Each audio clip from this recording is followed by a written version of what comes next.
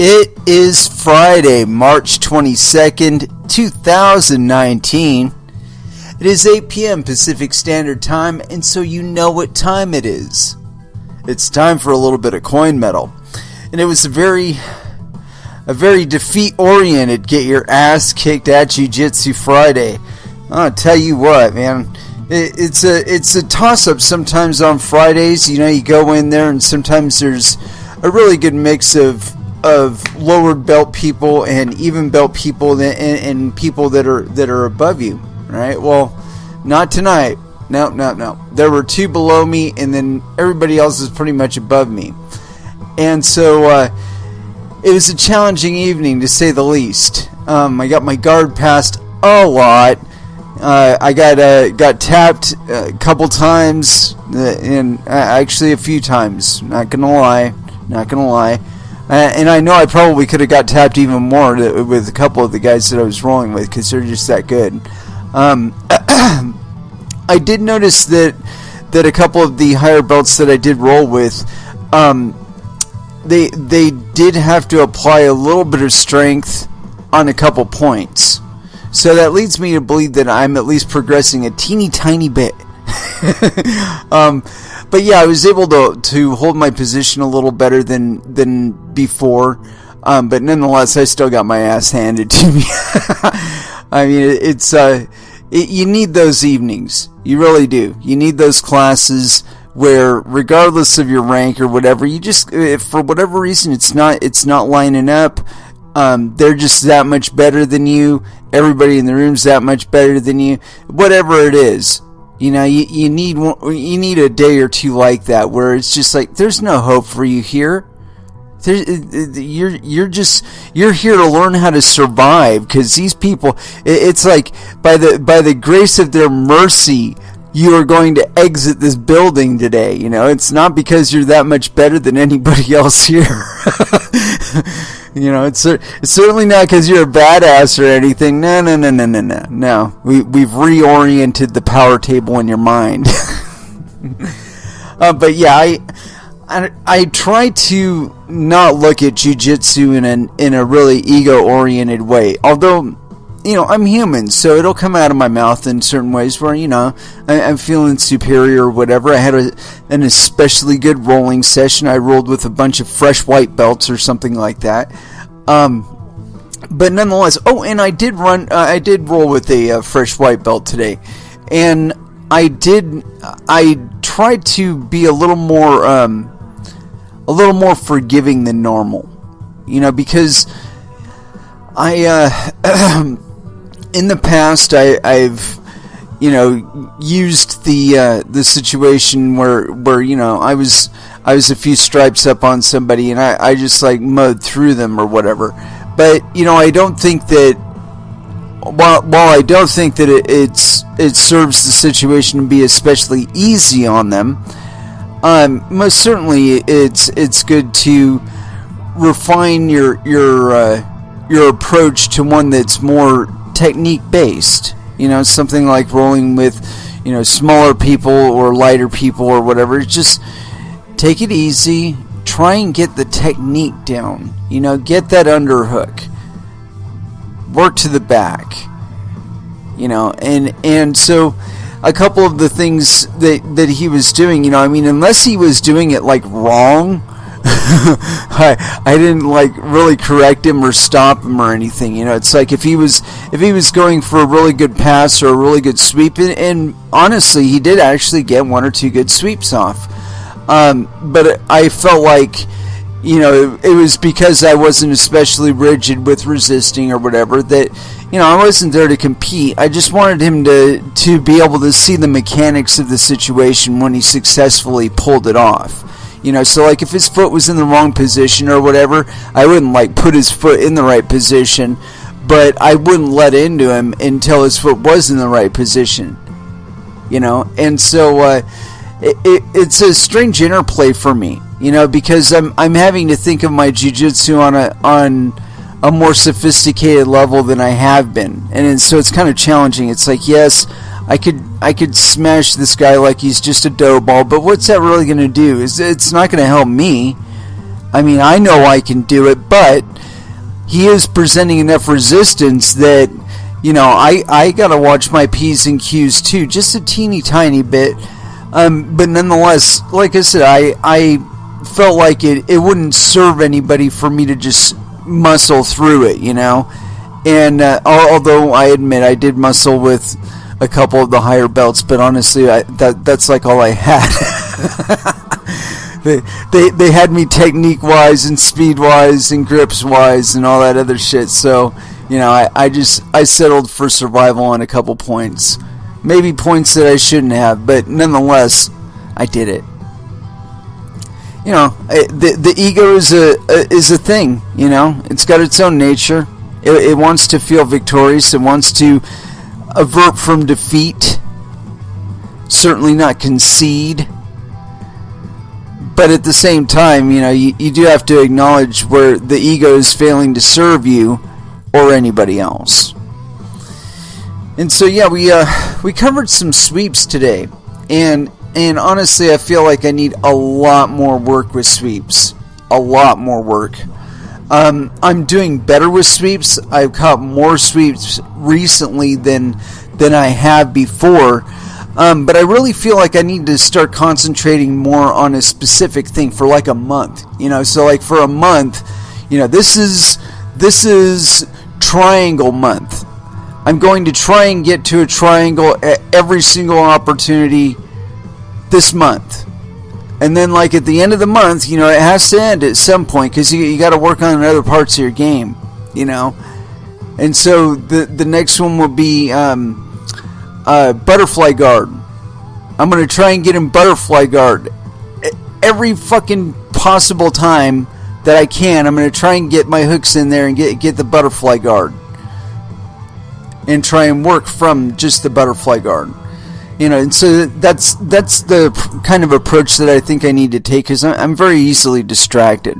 And so it's like it takes me about 0.5 seconds to completely lose the lesson that we spent the previous 40 minutes covering in the in a sparring situation. It's like as soon as we get into the sparring situation, it's like, oh yeah, that's gone. Time to do something else.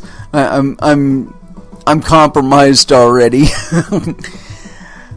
But anyway, like I said, it's very easy for me to get distracted, and so maybe I need to be taking that kind of approach to my own self-training. It's like I know there's priorities and things that I have to manage there in the gym, but at the same time, I do need to be taking my own game a little bit more seriously, as something that I need to develop for myself,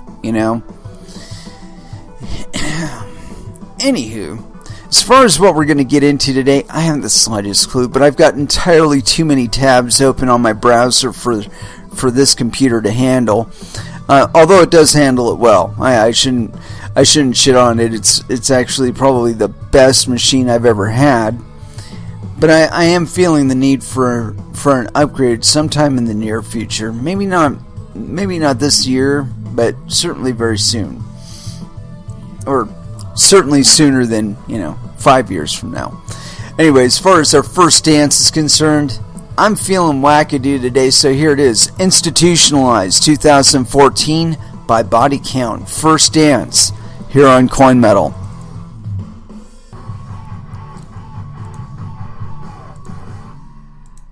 And that was Killing Joke with Loose Cannon. And unfortunately, I didn't actually get to posting that one on Twitter and elsewhere. I'm going to go ahead and take care of that right now. Yeah, it's a little bit sparse out there as far as crypto media is concerned. Although I did see something about BitBTC having some issues with regard to withdrawals. If you are trading there, you should probably be trying to get your money back. Or I don't know.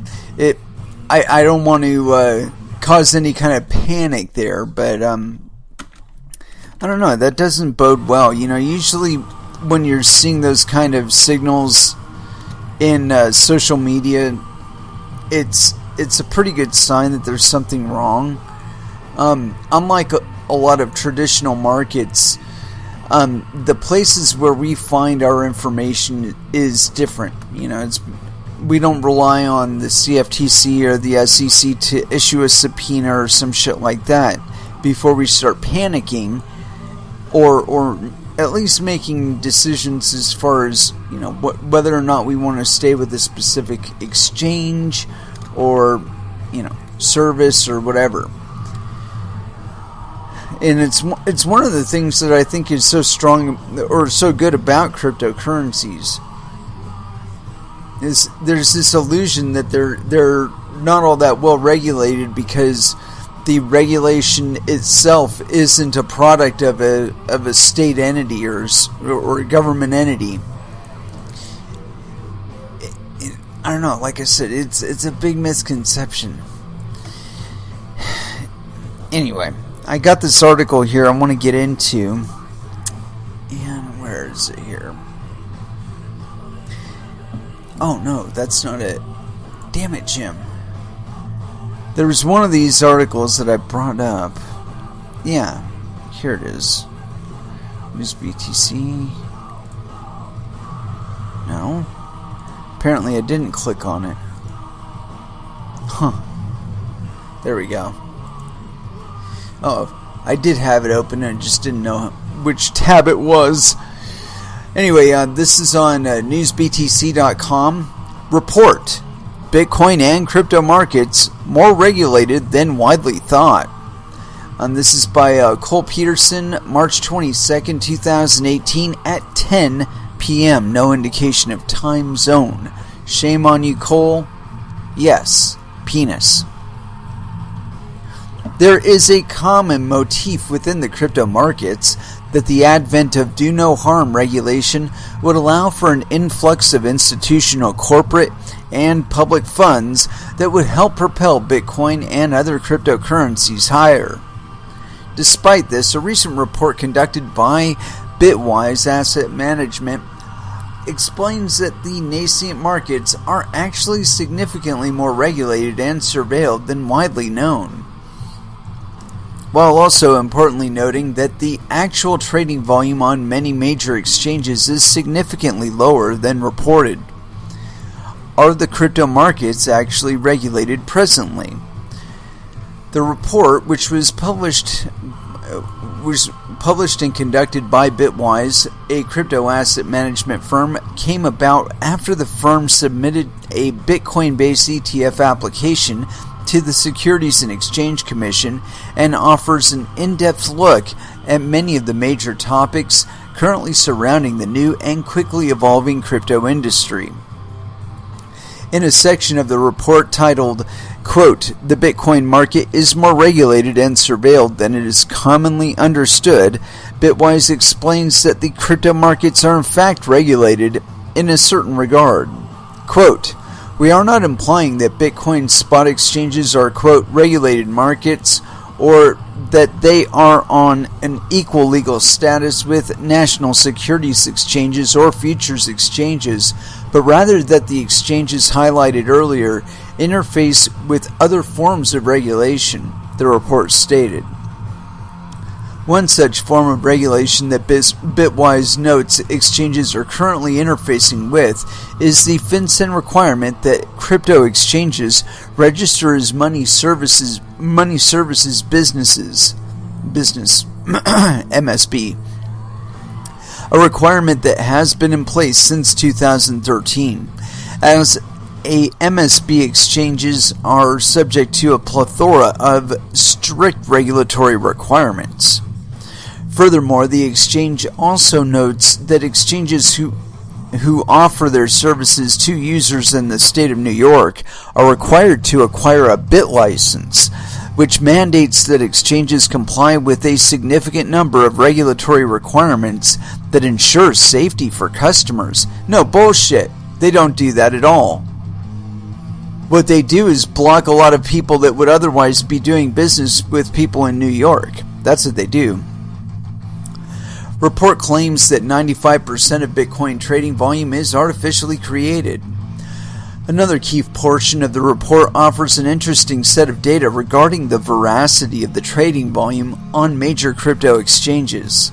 Quote, "We will demonstrate that approximately 95% of this volume is fake and or non-economic in nature, and that the real market for Bitcoin is significantly smaller, more orderly, and more regulated than commonly understood," the report explains. Bitwise then elucidated the results of a test they applied to the top 81 exchanges by trading volume, which entailed using trade size histograms, volume spike analysis, and spread patterns to determine the veracity of the exchange's trading volume. Shockingly, the conclusion is that that of the top 81 exchanges, only 10 of them, including Binance, Coinbase, Kraken, Bittrex, Poloniex, Bitfinex, Bitstamp, Bitflyer, Gemini, and Itbit, had predominantly genuine trading volume. When considering this data and Bitwise's conclusion that 95% of the total Bitcoin trading volume is artificially created, it shines a light on just how much room Bitcoin and the crypto markets as a whole have to grow. Yeah. What it really shows you is that there are plenty of barriers to entry in cryptocurrencies that don't really need to be there. You know, BitLicense, it's caused them to actually, it's them being the NYDFS, it's caused them to look back on it and say, is it really such a good idea to have this thing in effect? You know, what's it actually achieving for us? And I think more and more they're going to be finding that all it's doing is keeping the money out of New York. That's it. It's making somewhere else a hub of activity that could be happening in New York and could be very, very happy taking place in New York. But no, they've made their decision, and so, the longer they stick with it, the more they're going to suffer. And that's not something that the rest of the market is imposing on them. That's something that they are imposing on themselves. It's a purely self-inflicted wound. And I predicted that would be the case. I mean, it was kind of obvious though. So I mean, low-hanging fruit on the prediction that it would basically just keep a lot of crypto activity that would otherwise be happening in New York out of New York. But they're so eager to tax everything and hammer down and regulate everything. And once you start analyzing who they actually give certification to, you start seeing that they're only giving the licenses to entities that are already very heavily regulated in legacy finance and or subsidiaries or organizations that are funded by those legacy entities. That's it. Everybody else, you can go fuck yourself. It's like this thing with ICE wanting to set it backed. They're already heavily regulated with, I guess it's the NASDAQ that they own or something like that. It's either the NASDAQ or the Dow, one of the two. But the point being is they've already they do advice to when they're trying to write legislation to regulate the finance industry. These people have people in the room making advisements on what the text should read like. So in my mind, that's kind of a conflict of interest. But fortunately for the rest of us, we're not limited to transacting in ways that they are actually regulating. There are ways that people within the state of New York are transacting and interacting with the rest of the world that they simply can't get a hold of and they can't actually regulate. And I believe that that's going to continue to be the case. That enough of the economy is going to go underground with regard to trading and transacting in cryptocurrencies that they're simply just going to implode. The city itself will implode under its tax burden. They won't be able to gather enough off of, taxing soft drinks or cigarettes or some other shit like that to compensate all of the people out there that are doing city and state jobs. But, as we talked about, I think it was either Monday or Wednesday, that idea of statistical process control being of continuous improvement over time, that will invariably lead up the chain, and we will start seeing a culling of executive positions. You're not just going to see the blue collar people suffer. No.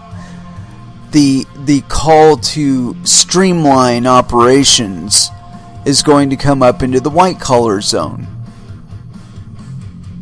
And I expect it to happen not only in government, but as soon as it does happen in government, that's a lot of executives that you don't have to employ at companies. And so you see, the transition to ever more efficiency is going to gut a lot of the people that point down to you and talk shit about you and whatnot, and because they make more money than you do, but are actually no more competent or intelligent than you or capable. They're going to be reduced to a level playing field with you, because I'm sure their tax burden and their deficit burden won't reduce in time, just like yours doesn't. You don't get the cost of living adjustment on the value of your dollars. It's always down.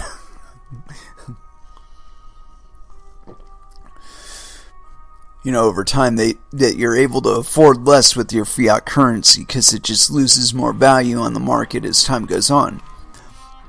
But yeah, and it is kind of an indication of the utter desperation that they're facing on Wall Street, that we have seen such open embracement of cryptocurrency over the last couple of years. However, there's still a lot of that information warfare going on out there.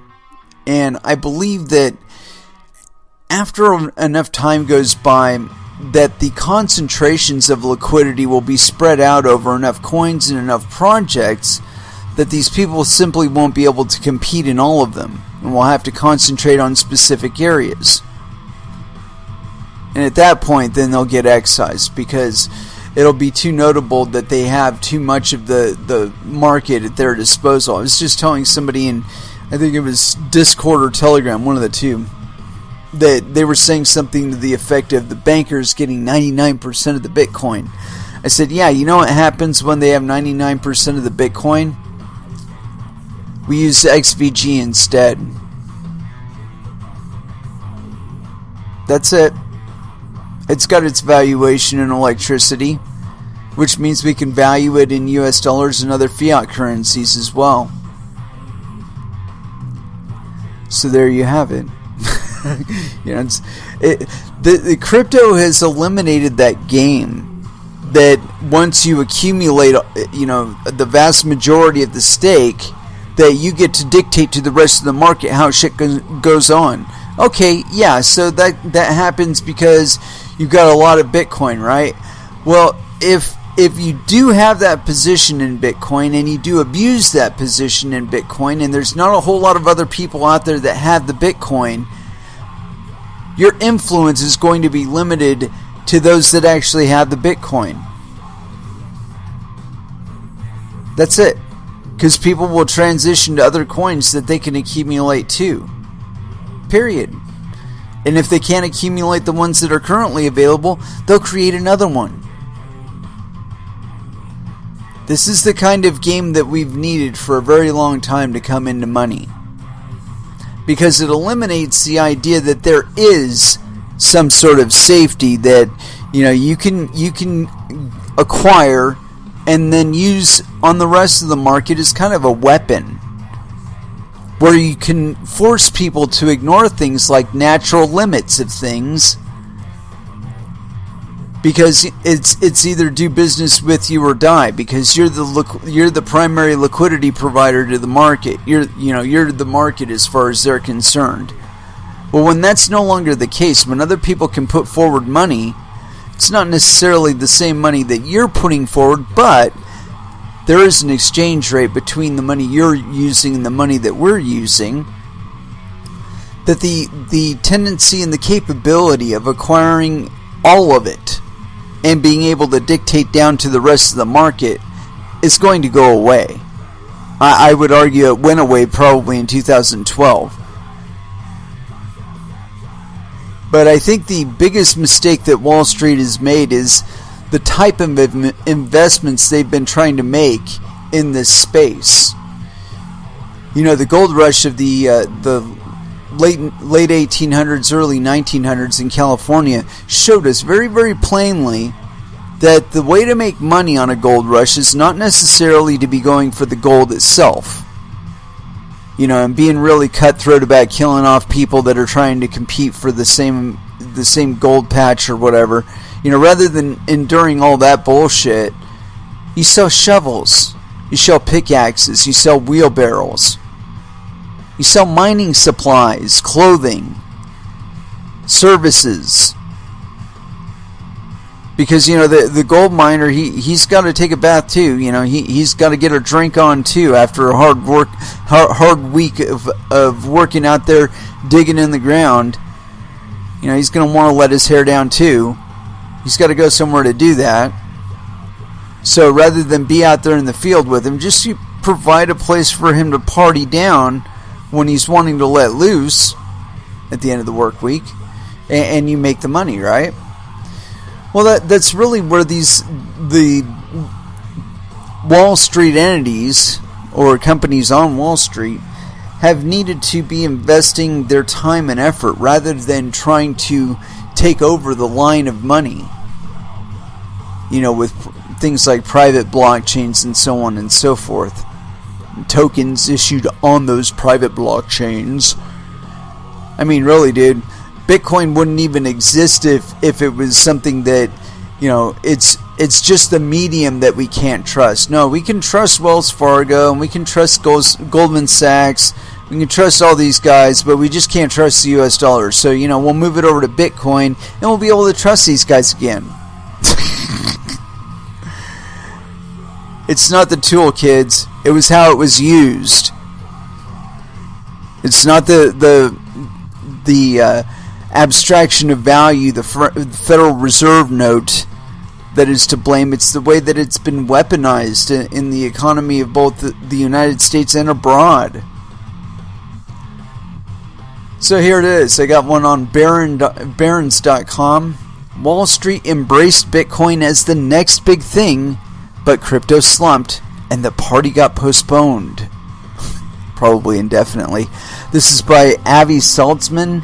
Authored March 22nd, 2019, 8 p.m. Eastern Time. Thank you, Avi, for giving us an exact time of when you authored this thing. But let's check and verify something. Aha! Yes. Penis.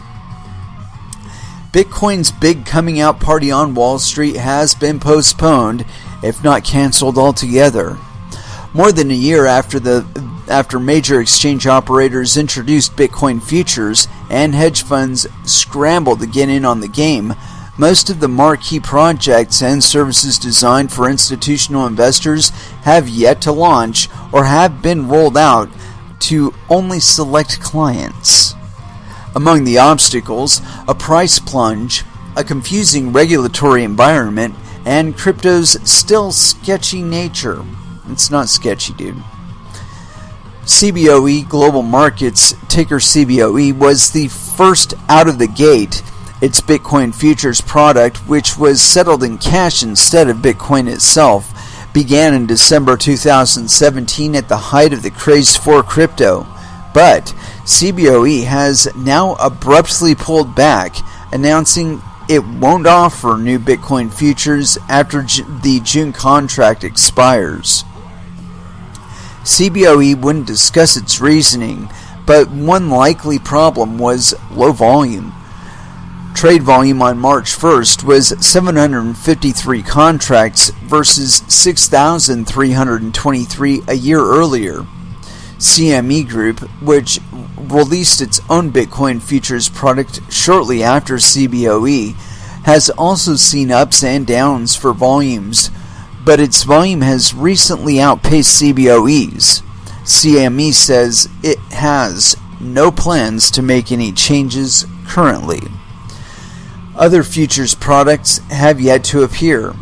NASDAQ NDAQ said in late 2017 that it planned to introduce a Bitcoin product with the fund manager VanEck. As of last week, no such product existed. NASDAQ spokesman Joe Christinat says the company is being, quote, very deliberate. Quote, we decided NASDAQ is best suited to be a technology provider to the crypto industry, he says. The plunge in the price of Bitcoin hasn't helped.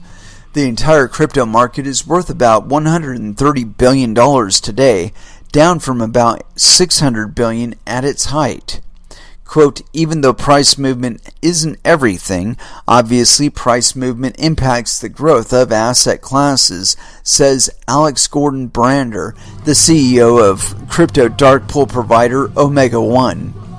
We're clearly in a retrenchment phase. Gordon Brander says he is still, quote, extremely bullish on digital assets and has just started a dark pool for institutional traders in Bermuda. The decision to go to Bermuda points to another issue keeping institutions out of crypto. U.S. regulations remain unclear, so companies have avoided setting up services here. Other much trumpeted crypto projects have been muted or delayed. Intercontinental Exchange, ICE, owns a crypto platform called Bakkt. Starbucks S-Bucks, as of last summer, was going to be its, quote, flagship retailer, but Bakkt's launch has been delayed, and Starbucks says it has no new information on its role. Fidelity announced in October that it was creating a new division with 100 employees to provide services for crypto, including custody and trade execution. Since then, there has been no mention of a start in a press release or other announcement. A spokesman directed Barron's to a blog post on Medium from late January, saying the company is, quote, serving a select set of eligible clients, quote, who are an important part of our final testing and process refinement periods. Last month, Fidelity Digital Assets President Tom Jessup said, quote, I think there was an expectation that, okay, we're going live in the first quarter, that we would issue a press release saying that we're live. That would be the shortest press release ever issued. We're live. We have a number of clients on the platform. Fidelity wouldn't say what that number is. Yeah. Let's check something on the client. No comments. My goodness. I would expect something like this to have comments. Yeah. Again, I think the biggest problem that we're seeing with these institutional traders is that they don't seem to really understand the place that investment needs to take place with regard to cryptocurrencies. And there are some hints out there that it's starting to happen, that we are seeing institutional investors start to understand that, wait, we could waste our time and buy off of other people, or we could set up our own warehouse, fill it full of fucking miners, and fire that bad boy up and get in the game. Because big whoop-de-doo people that were ahead of us made money will make money. And I mean, like, make money, not, in the way that Federal Reserve makes money, not, make money off of scalping it off of somebody else. And I think this is going to cause some really interesting disruptions in the mining space. that we are going to see the exceeding of sustainability with regard to warehouse setups full of miners. I have been saying for a long time now that I think mining is going to get a lot more public. That it's going to shift something more to the extent of, like, I don't know if you guys were alive back then, but there was a period of time in personal computing when personal computing didn't really exist. The people that had personal computers, it was completely a hobbyist thing, much like Bitcoin mining was originally. And then slowly over time, some of these homebrew groups got together and got really organized about what they were doing and started producing commercially available products. And they weren't producing mainframes. They were producing personal computers for other people to purchase and use at home. And that evolved to what we have today, where you can have a PC that a personal computer. It's got its own hard drive, RAM, video card, CPU, all that business. Now, see, there was a period before that, though, and the people that were behind envisioning things like the internet and how that was going to be put out there, they envisioned that they would be running the mainframes. They would have these huge, monstrous mainframes that everybody else logged into, and that they would control the dissemination of information and all that other shit.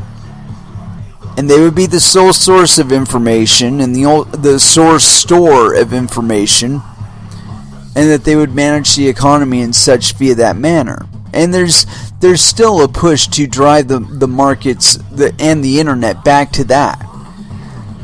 But at the same time, there is still that drive, that homebrew type drive, and we saw it most recently with the expression of Bitcoin and other cryptocurrencies, that is a primary driver behind all of the tech here online.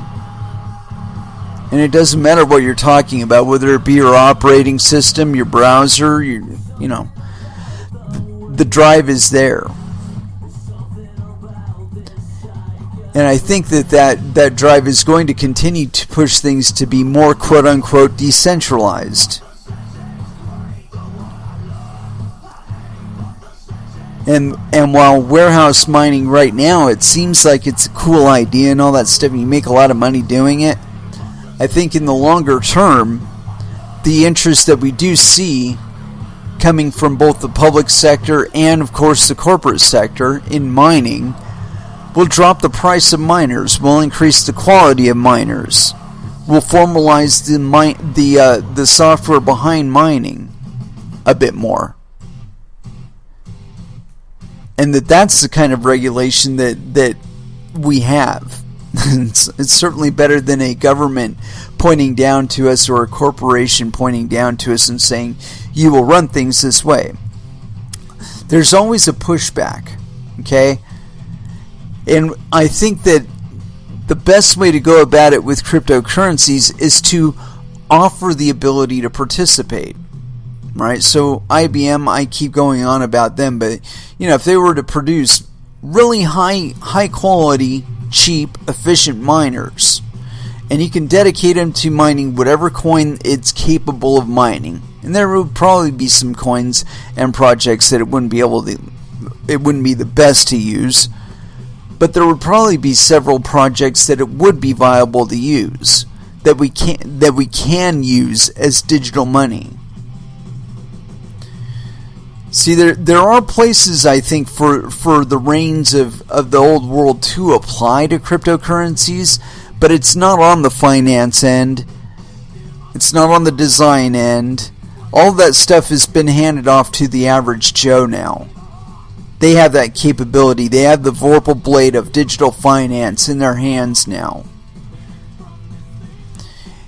And it's funny, is another example of this has been the 3D printing revolution, where that has been going more to a personal thing, something that everybody can do. And this is kind of put forward with Cody Wilson, and he basically set up a pretext for us to be discussing exactly what we can and cannot be doing with our 3D printer.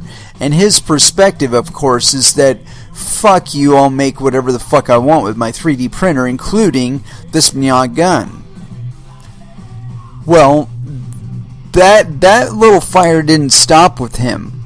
I thought that it was a flash in the pan, and he made his Liberator design and he managed to disseminate it out to the public, and that was the long and short of it. But no, it didn't end there. Okay, there's some kid, and you can find him on Twitter, and I don't remember his handle right now, but he's got a relatively sophisticated 3D printer setup. And he's been printing up Glock lowers. And the other day he posted a video of him test firing a .22 long rifle Glock that he had printed the lower for. Somebody also, and it was a different person I believe, posted a schematic for 3D printing to 3D print an AR-15. This changes things on such a radical level. It's not just guns that this affects. It's not just government that this affects. It's everything. But when you consider, if government were to concede on anything, it would be the fact that they have absolutely zero control over what you make with your 3D printer. That would be like the greatest thing in the world. Because then we would be free to design custom designs and print them out and sell them to one another. without too much impediment. And there's really not too much out there to that as is. It's a good thing. I think this is one of those points where it's like, you could try to regulate it, but to what end? When you look at the cost benefit, what are you actually achieving by trying to regulate it? Are you achieving a safety margin that didn't exist before? Or are you really just limiting the participation of the public in the market and thus inhibiting its growth, and much to your detriment later on, because if it were to be allowed to simply grow, it would produce more income, more revenue, and that's ultimately what you want in your economy, right? Strengthens the economy. You got more money in your hand. You spend more money. That's it's a simple equation. But if nobody has any money, then nobody can spend the money. If nobody can spend the money, then your economy goes to shit. Need a medium of exchange. And you don't necessarily have to be able to strangle it at every fucking point and squeeze taxes out of it at every point for it to be good for you. For it to happen. Anyway, let's go ahead and throw back down into some music. And as far as where to go, I didn't spend any time digging out any specific music, so here it is. Lamb of God, Erase This, here on Coin Metal.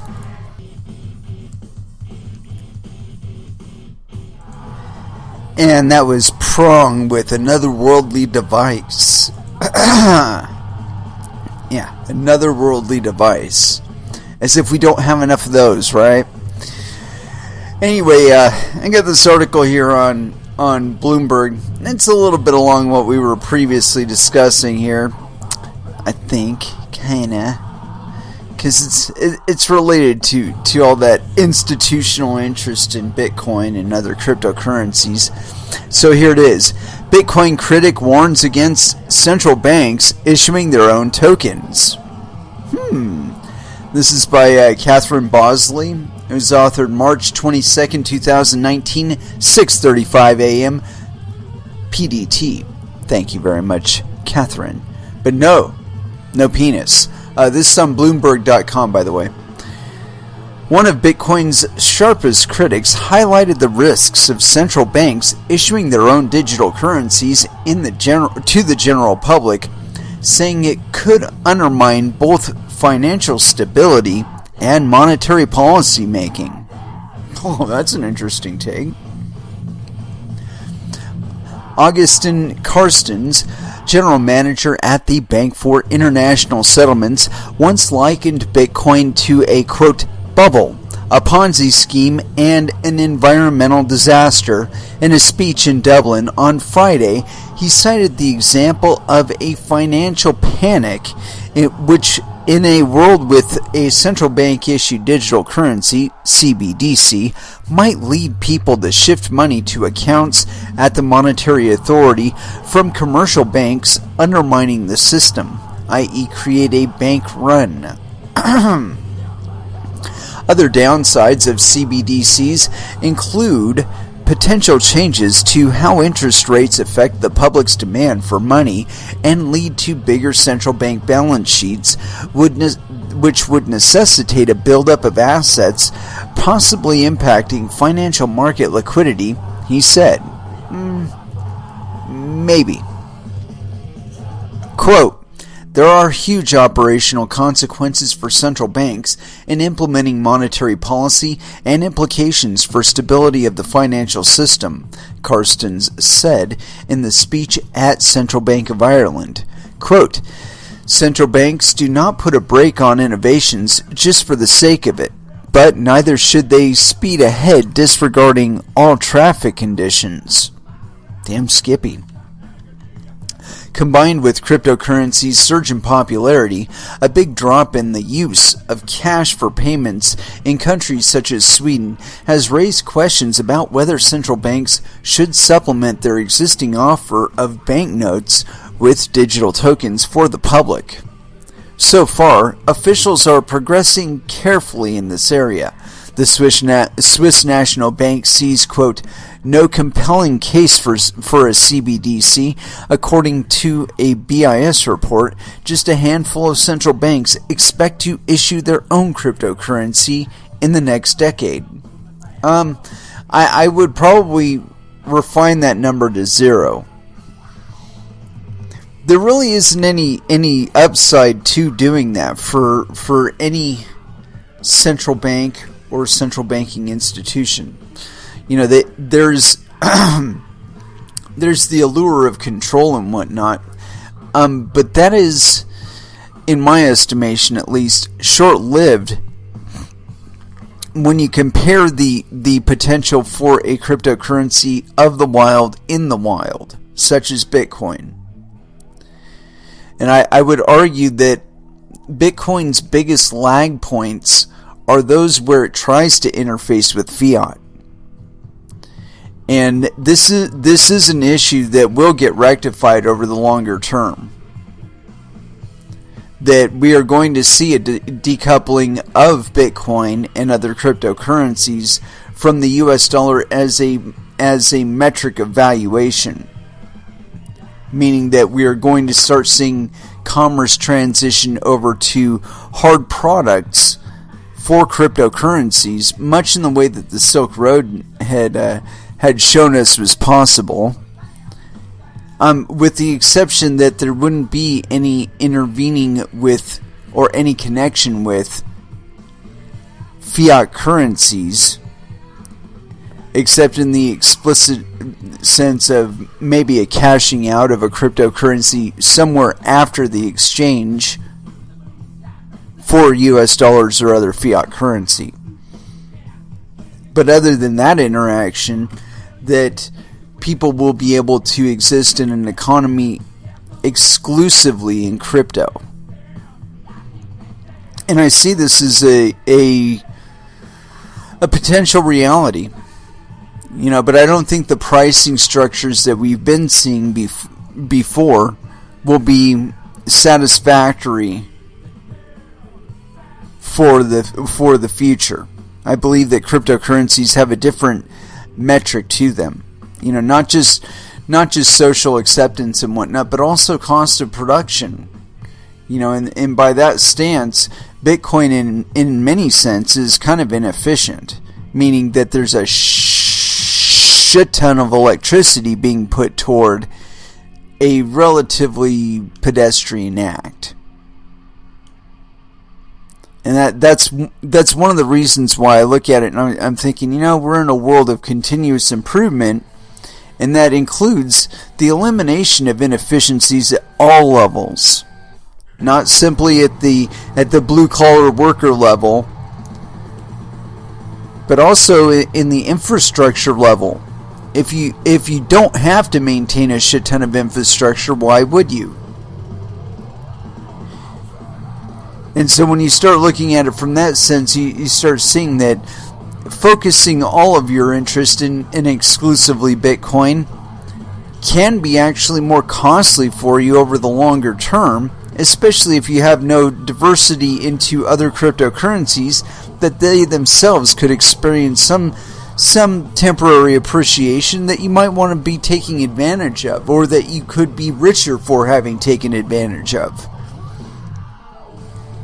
But if you were invested solely in Bitcoin mining, then you're subject to just the appreciation rate that Bitcoin itself may experience, as opposed to other cryptocurrencies as well.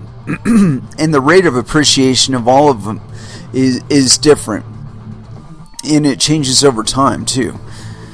Of course, you don't want to get caught in a slow trend, because that usually means it's down, doobie down. But nonetheless, the potential for additional profit is there. And why wouldn't you want to dedicate your electricity and your hardware and your bandwidth to the most profitable venture available, right? So yeah, Bitcoin Critic is correct with central banks issuing their own tokens. However, his explanation lacks a lot of the technical depth to why. And it's simply in the fact that with Bitcoin we can all participate. With central bank coin we can't all participate. With central bank coin, central bank is the interest broker and the dictator of valuation, as opposed to us, the market. And I think that's one of the big corrections the market is really needed. That we've been forced by the dynamics of our fiat currencies to be funding things that we really didn't want to be funding. And behaviors that we certainly would not be investing any money if we had any choice in the matter in. And it is with that I've got this article here by Kyle Torpy. Yes, penis. Op-ed. With Bitcoin, anarchy is the point, not the problem. Last week there was a panel at South by Southwest that was effectively a debate on the merits of permission blockchains versus permissionless systems like Bitcoin. Oh, wait a minute. Hold on one moment. This was authored March 22nd, so it wasn't March 22nd, 10:22 a.m. Eastern Standard Time. There we go. Last week there was a panel at South by Southwest that was effectively a debate on the merits of permission blockchains versus permissionless systems like Bitcoin. I listened to the entire audio of the panel discussion after Programming Bitcoin author Jimmy Song tweeted it out the other day, and I thought he did an awesome job of pointing out the key value proposition of Bitcoin and why it is not worth comparing to a permission system or two permission systems.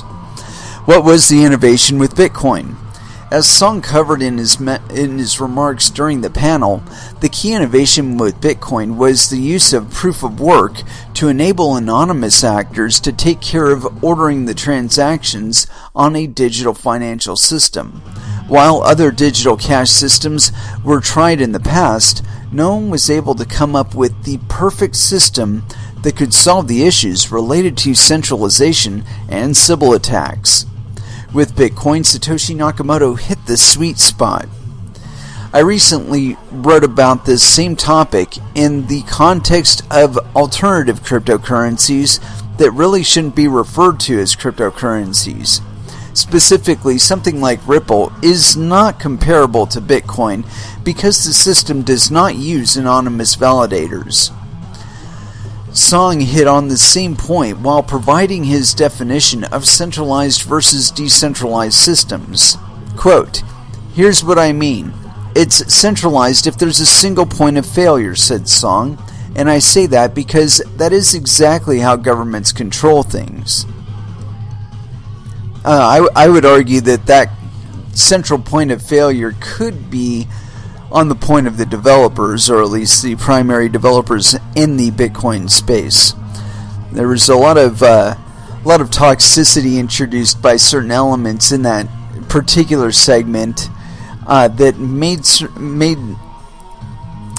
certain changes in Bitcoin that weren't necessarily quote unquote truly consensus driven.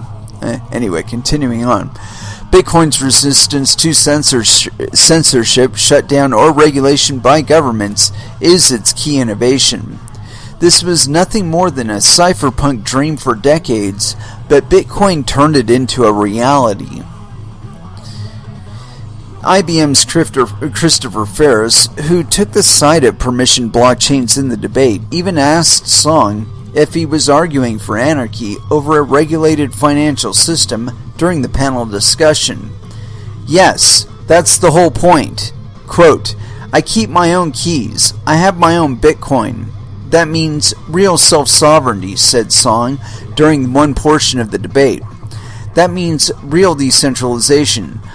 I personally like self-sovereignty, and I like controlling my own keys, controlling my own money, being my own bank, instead of somebody being able to say, that's not yours anymore because we don't like you and we think you're a political enemy."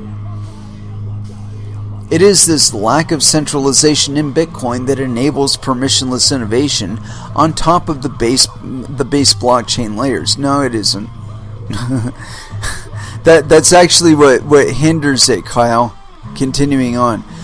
Whether it's darknet markets allowing for censorship-resistant e-commerce, Abra building a permissionless banking standard, crazy ideas like Bitcoin hive mind, or simply enabling greater levels of financial privacy in a digital age, these sorts of applications are simply not possible with the traditional banking system, which includes the entire permissioned blockchain ecosystem. The solution is not perfect, but it's the best we've got.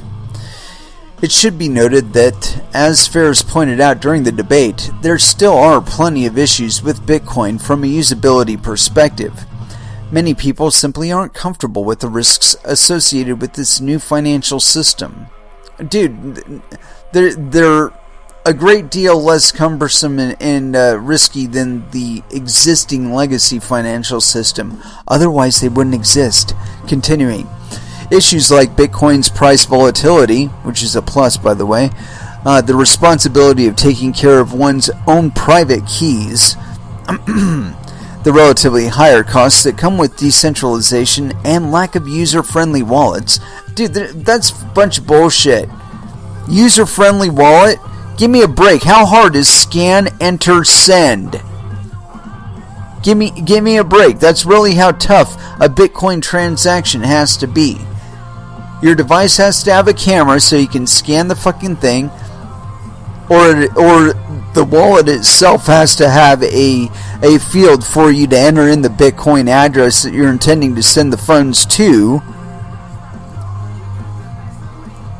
Enter or scan, type in the amount that you want to send, and click send. That's it. Wait for your confirmation. Watch the transaction as it's going through the network. That's it. Continuing on. Let's see. Lack of user-friendly wallets are some of the problems that are still being worked on 10 years after the network was originally launched. Now, the big problems in wallets right now is that there's a group of wallet makers that want to drive towards custodial wallets, where they hold on to your funds for you, and via this Lightning bullshit. And that's the whole creation of complexity that this guy's whining about right now. It's not actually necessary to endure all that bullshit, and fucking altcoins prove it every single day. So why there's still this entertainment that we need, this entertainment of this fallacy that we need to do our transactions off chain, because, well, that's the only way Bitcoin scales. It's a bunch of bullshit. Shit, Bitcoin Cash proves that. Continuing on. However, it should be noted that these issues aren't as important to those who put self-sovereignty over everything else. This is what many Bitcoin skeptics do not seem to understand. There are plenty of people who are willing to take on the additional risks of using Bitcoin simply because they wish to be in full control of their own finances, and also want to support the ability for anyone else in the world to gain this level of extreme financial freedom. And by the way, you lose like 95% of that guarantee to freedom by using your Bitcoin off-chain. That's a reality. New solutions to the various usability issues with Bitcoin are also coming online on a regular basis. Comparing Bitcoin to traditional banks or permissioned blockchains doesn't make any sense. Bitcoin is something completely different that was created for a specific purpose: financial self-sovereignty. And that was by Kyle Torpy. Yes, penis. Yeah, I think his analysis is only slightly off, but otherwise the sentiment is true. The assertions as to the fullness of it is slightly off. There was no discernment here, and it's really funny. When you look at the points that he quoted of Mr. Songs, those were all in the context of Bitcoin on chain. Those were not in the context of Bitcoin on a Lightning node, simply because of the operational differential there. But the point being that it's really funny because Jimmy Song himself has been a massive proponent of SegWit and Lightning Network, and yet when he's on this panel at South by Southwest, he's talking about Bitcoin in the context again of you having your own keys, your own signature on the transactions. On the Bitcoin, saying that you have ownership of them. And whereas when we're talking about SegWit and Lightning Network, that's not exactly the same. And there's a little bit of propriety differential there.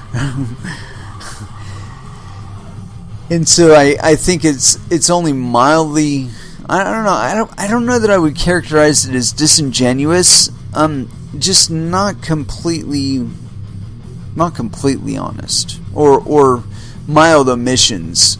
I really wish there was a little more attention paid to that delineation, because it is a delineation. It is a reality that when you're using your Bitcoin via a third-party wallet, third-party custodial wallet, you're effectively putting your Bitcoin in their wallet for them to spend for you.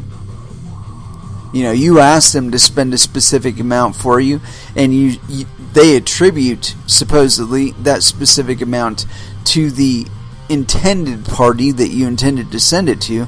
But nonetheless, there is a third party in there.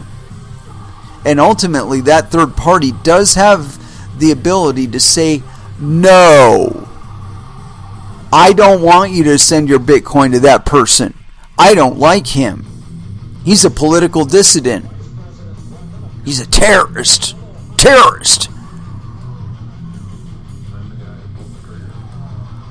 He supports WikiLeaks. Some other entity that I don't like. So no, your transaction can't go through to them. Now where's all your self-sovereignty? You've thrown it out the window, because your self-sovereignty would be able to circumvent that third party that can say no to you. And you do that with on-chain transactions. And I still have people crowing to me about 15-cent transaction fees. Let me tell you something. If Bitcoin were working as it's supposed to, with potentially 8 megabyte blocks by now, you would be paying, take that 15 cents and divide it by 8. That's how much you should be paying for that transaction. Maybe 2 cents. 1.7 something cents, or whatever. My math's probably off, but it was never my strong suit. Not my problem. Hold on here. The point we're getting to, though, is that it's way fucking cheaper than 15 cents. Or it would be way fucking cheaper than 15 cents. It'd be like 2 cents. And that would be for a very, very significant sum of money. Now, when you contrast that to the Bitcoin net, or the Lightning Network, and the additional cost of, there's been some talk about like splicing or some business like that, where you have the transaction opening and closing in the same transaction, or you know, whenever the time comes up or whatever. But what I think is most dangerous about that idea is that it's not necessarily somebody like you that's going to be able to do this. You know, like I said before, we're already seeing third-party custodial wallets on for Lightning Network, and like a growing number of them, it seems. And I mean, that's cool from the standpoint of getting people involved in cryptocurrencies, but it's not cool in the sense that people lose a lot of what makes Bitcoin separate from fiat currencies, or different from transacting in fiat currencies, by having to transact them via a third party. And like I said, that's a point that I keep harping on, but I think it's because it's very, very important. It's an important differential. I mean, when you read the Bitcoin white paper, it's pretty clear that they're saying you don't need anybody in between you and the retailer that you intend to do business with now. You just need a simple app that's maybe just downloading block headers, but is verifying your transactions and sending your transactions to the Bitcoin network directly, and that's all you really need. You don't need a custodial service. You don't even need an organization. You need a simple app, a simple program to do that. And that's been possible since 2012. So it really gives you some perspective. You know, when people talk about the difficulty of transacting Bitcoin, bullshit. If it was all that difficult, we wouldn't even be talking about it right now. It's a ship that it would have gone. It would have sailed by now. You know, there would have been a mild spike of interest in Bitcoin. Everybody would have experienced all the PETA and said, no, fuck this. I don't want to deal with this bullshit. And taken their money elsewhere. Maybe gone back to investing in cars and shit. Anyway, we've been talking a little bit about how statistical process control does not just eliminate blue-collar workers. And this next little article, it's a little indicator, you know, just a little indicator of what we've been talking about. Deutsche Bank awards full bulk of bonus pool to U.S. bankers who survived mass firing. This is by Tyler Durden. It's on Zero Hedge. Authored March 22nd, 2019, 1,416 hours. Activists or perhaps masochist investors Cerebus Capital and Hudson Executive Capital have been pleading with Deutsche Bank to scale back its U.S. operations and focus on Europe. But after drastically reducing the size of its American bank last year, which saw the bank's revenues take a sharp hit, Deutsche decided to reward its remaining American employees with a lion's share of the 2018 bonus pool, Bloomberg reported. Meanwhile, many of the bank's employees in Europe and elsewhere got nothing. Shortly after taking over a year ago, Sewing announced deep cuts to DB's U.S. rate sales and trading, as well as its corporate finance business, yet the bank hasn't given up on its U.S. iBanking business just yet, in an indication of just how much importance the bank has attached to the revival of its once dominant investment bank. Sewing's compensation for 2018 totaled some 7 million euros, while the bank's iBanking chief, Garth Ritchie, received $8.6 million. Or 8.6 million euros, I guess. The bonuses are the latest sign that, despite mounting pressure for a merger from Commerzbank and political rhetoric about the recidivist bank forming a part of a new, quote, national champion, Deutsche hasn't given up on its pre-crisis ambitions to one day compete with U.S. banking juggernauts like JPM on a global scale. The total number set aside for 2018 fell to 1.9 billion euros, $2.2 billion, from 2.2 billion euros a year earlier, Deutsche Bank said Friday. The bulk went to the U.S., which suffered some of the deepest headcount reductions, according to a person familiar with the matter. Top management, including Chief Executive Officer Christian Sewing, received their first bonuses in 4 years after returning the bank to a small profit. Deutsche paid out 1.9 billion euros, 2.2 billion US dollars in bonuses in 2018, compared with 2.2 billion euros, 2.5 billion US dollars the year before. But recommitting to the bank's U.S. operations, CEO Christian Sewing has effectively given German officials and the bank's biggest investors the kiss-off. Nearly every stakeholder in the bank, besides Sewing, including the bank's chairman Paul Achleitner, wants the bank to shrink its presence outside of Europe, even after the bank managed to eke out a small profit in 2018, following 3 years of losses. Sewing has repeatedly said that the bank remains committed to its presence in the U.S., that's even though some large stakeholders have urged deeper cuts.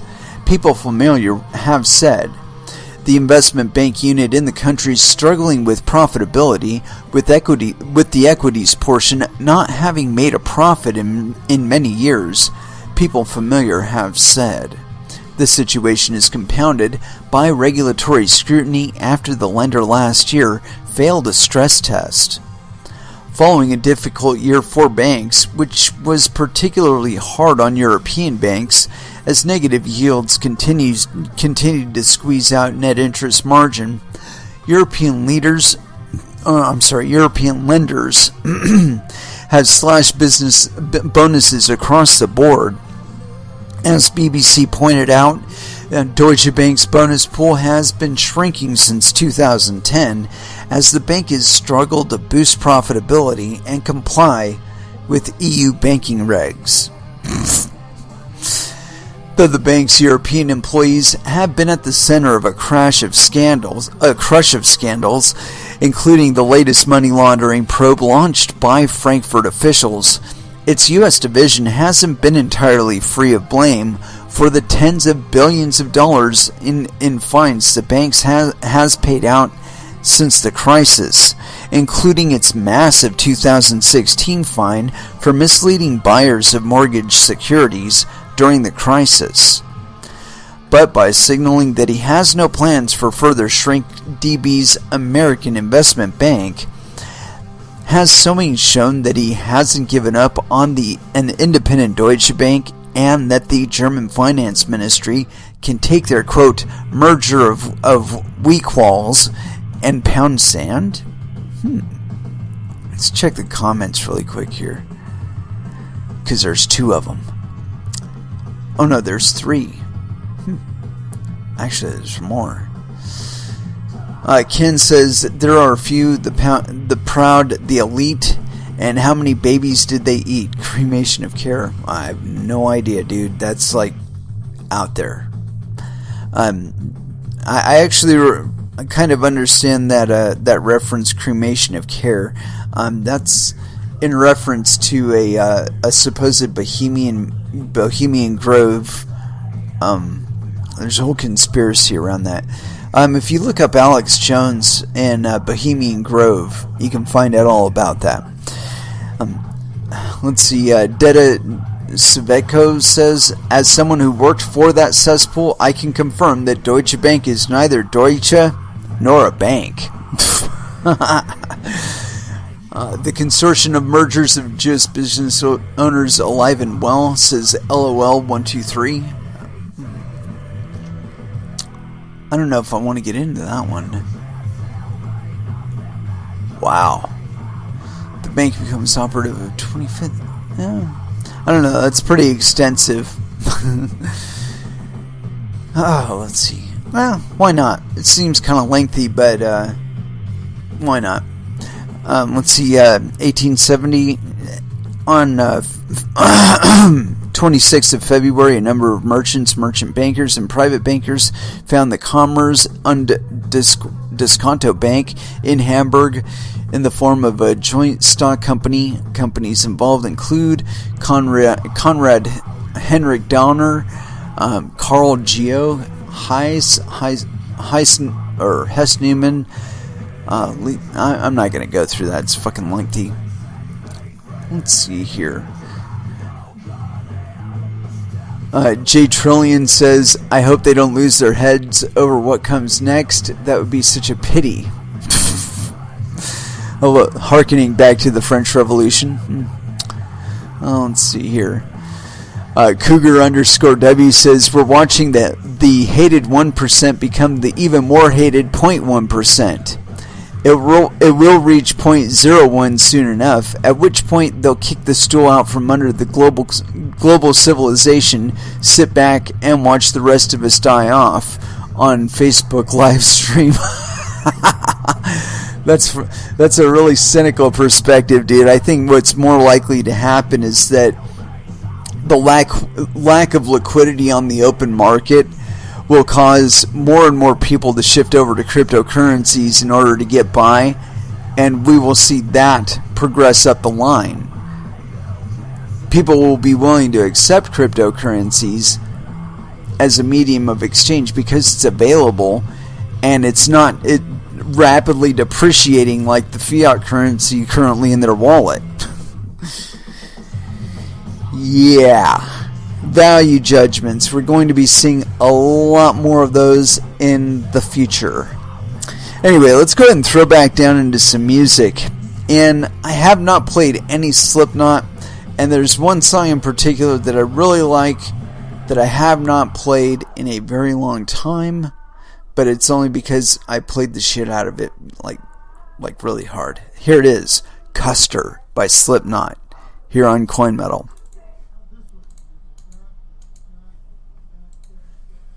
Sorry to cut that one off right there. That was Sepultura, Dead Embryonic Cells. Just noticed what time it was. Kind of didn't look ahead to determine exactly how much time it would take to do every song that I had in my queue. But we are at the end of this episode. And, it's just something to keep in mind when you're talking about which cryptocurrencies and how you want to use them, which ones you want to use and how you want to use them. That you reflect back on this stuff, where the value proposition of the coin in question is being placed back in your hands. And so whether or not to go with Bitcoin or Litecoin or Verge, this decision is wholly up to you, and this is a power that has never been granted to you. In addition to transacting and trading in the coin, you could also be mining the coin, which again is a new power that's been entrusted to us via the grace of Bitcoin and Satoshi Nakamoto. Try not to abuse it, and certainly try not to lose it, because there are certain parties out there that would be just as good if you didn't have that capability to interact and participate in cryptocurrencies. And while I do expect some sort of major clampdown in the future, and we're starting to see signs of it on the side of cryptocurrency exchanges and whatnot, with certain behaviors and certain events going on. But at the extremes, I expect that most of the cryptocurrency adoption that'll be happening won't necessarily be involving exchanges at all. That will be transitioning into using them in the stead of national fiat currencies, and of course central bank issued digital currencies, which I kind of see as a non-starter from the get-go. So anyway, it is with that I'd like to close out this episode. Thank you very much for listening. I certainly do appreciate the support. We will be back on Monday at 8 p.m. Pacific Standard Time, and so until then, I'd like y'all to trade safe, do your homework, and watch out for your own bunghole, because nobody else is going to do it for you. Thank you again for listening, and as far as our last dance is concerned, again, I have not picked it out. It's kind of tough to decide like right here at the end. One of these days I might actually pre-program some of that, but I think it would kind of eliminate the spontaneity of the show to intrude that far into how spontaneous we actually are here. So no, we've already played those guys. We played those guys last time. We haven't played any Pantera. And so here it is. Cowboys from Hell, Last Dance, here on Coin Metal. Thank you again for listening, and you all have an excellent weekend.